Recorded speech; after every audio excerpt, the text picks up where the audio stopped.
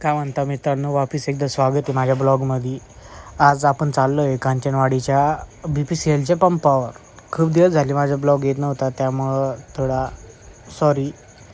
तर आपण आता थेट पोचूया कांचनवाडीच्या पंपावर.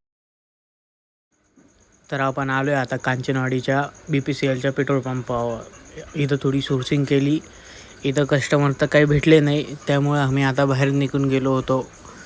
बाहेर निघता आम्ही जे निसर्ग पाहिलं इतकं छान होतं, आणि त्याच्यात हा बंगलो पहा.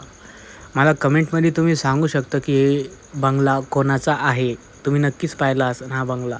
पहा किती मोठा आणि किती सुंदर आहे.